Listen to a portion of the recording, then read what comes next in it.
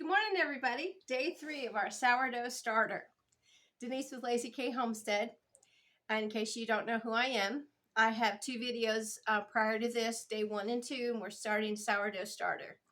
Today is a turning point in our sourdough starter, and the reason is we are going to start doing the pour off.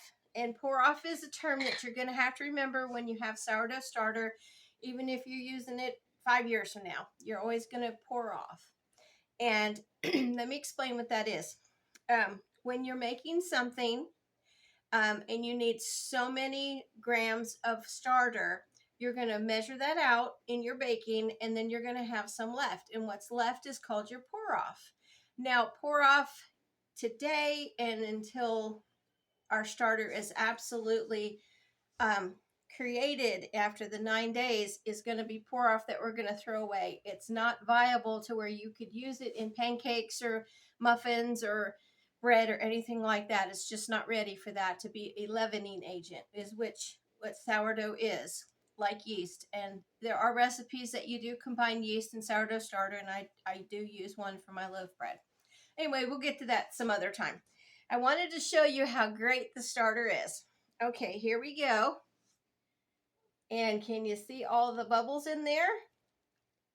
That is great. And you see how it's real elastic when the jar is tilted? That is a really good starter. And I hope yours is looking like that today. But again, we're going to smell it. And it kind of has a funky fermented beer-ish smell.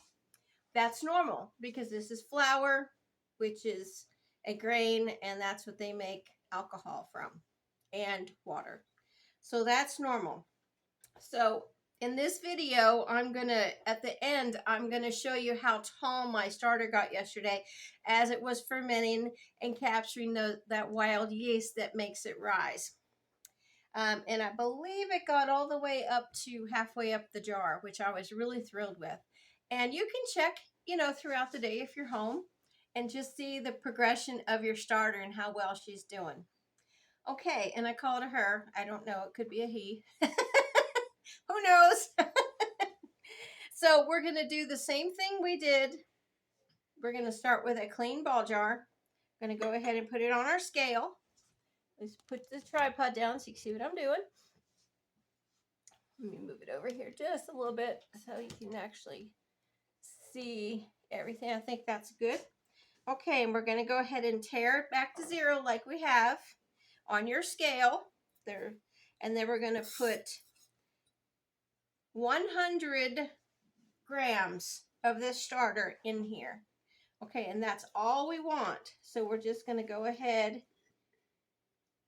and put the starter in. It should be pretty close to 100 anyway.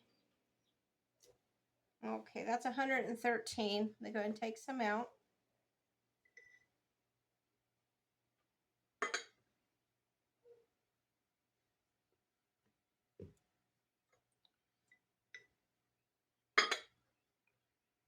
Okay, we are at 99 and 100.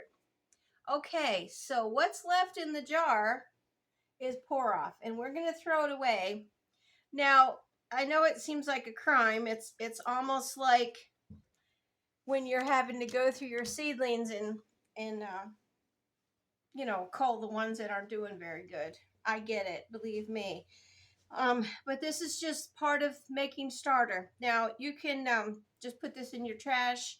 I put mine in my compost pile, and because it is a growing organism, and I think it's really good for that. So you guys can do that. If you do keep a compost in the house, I wouldn't keep it in there very long because it will start to smell.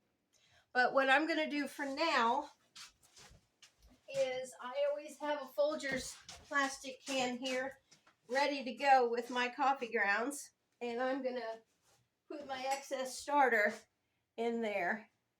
And I didn't want it over here, but anyways, I'm just going to go ahead and put it in there, and you can see it's kind of a lot, but you can just do that, and it's not going to waste. You're still using it. if you have to throw it away, you have to throw it away. I mean, there's no crime in that. It's just flour and water. And I know it might seem a little bit expensive to do that, but it's kind of is what it is. Of course, now you could use this and make another starter with it, but if you did that for every single pour off you did, you'd have 1,000 jars in your fridge. Well, of course, it's up to you if that's what you want to do, but I don't recommend it because believe me, I did it. And I had like 4 jars of starter going, and I was using all this wheat flour. And I mean, it's a lot to keep these starters going if you have that many. So that jar is in the sink, and there is my pour off in my compost container to go out to the compost out there in the yard. Oh, and Willis, let me wash my hands real fast. Willis got all our compost out this weekend from the vegetables, just from scraps. And I guess it's been 3 years now that we really just let it compost, and it got about that deep, and it's probably 4 foot by 4 foot, but it was about that deep, so it was a lot. It filled a raised bed, a 10 by, let me see, 10 by 3 raised bed, I think it was. So that was a lot of compost, and then he mixed topsoil in with it. So we were really happy, you know, because it's really cool when you can do stuff like that with just scraps from your house. And you throw them in the trash, but if you can use them for your vegetable garden, that's awesome, isn't it? Okay, let's get back to this. I always get sidetracked, sorry. Okay, we're at 100 grams right there. And it still has bubbles in it. Look at that. So it is alive. It's alive. Okay. What we're going to do now is we're going to go ahead and put 100 grams of the whole wheat flour in there. And I know I usually use, I did pretty good though without the funnel. So let's see how good I do.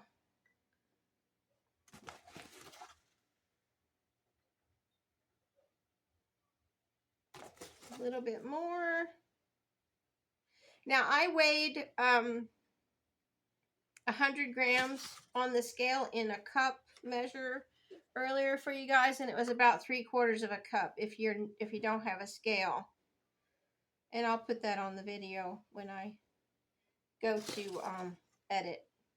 So that's 3/4 of a cup equals approximately 100 grams. Okay, there we go. We're at 100. Yay. Okay, now we're going to go ahead and tear back to 0 and put 100 grams of distilled or spring water, and again, lukewarm or room temperature water, not cold. All right, we're going to put that in there. I have to go get some more distilled water today. Okay, we're at 100. All right, guys. Simple, right? That's all it is. Turn off your scale. And once again, we're going to mix. And this is going to be bigger, of course, because we doubled our flour and water. And we've got our starter in there. And you're just mixing to make sure you don't have any of the dry flour. And it's going to be thick. Maybe not quite as loose as yesterday because we added more flour and water, more volume. Okay. All right. I know my fingers are clean, so I'm just going to go ahead and use my fingers. My God-given tools here. All right. And I know a lot of times when you watch people make this, their jars look so pretty and everything, but I can't seem to do that. When I'm mixing everything around, I just can't seem to make it look just perfectly clear and beautiful. Okay, so here we are. I'm just checking to make sure I have all my flour mixed, and I do, and there it is. And we will go ahead and put our lid back on, leaving that air gap. Let me go ahead and get that off of there. That's the least I can do. The air gap. I've only had a little bit of coffee. And we're going to put it back in our warm place, at least 75 to 80 degrees. You can wrap it with a tea towel. I did yesterday because we actually had the air conditioner on in here. But it will keep it nice and warm. I just, let me go and put that down again so you can see. I just go ahead and double a tea towel and I just wrap it like that. Just a little blanket around your starter. And I'm just going to go ahead and put this over here on my stove underneath the light. And that's it. We are finished with day 3. Okay, so tomorrow's day 4, and we'll see what we do tomorrow. And I hope you're enjoying this video series, and excited that you guys are along with it with me. So you have a great day from Lazy K Homestead. Please subscribe if you would. Bye.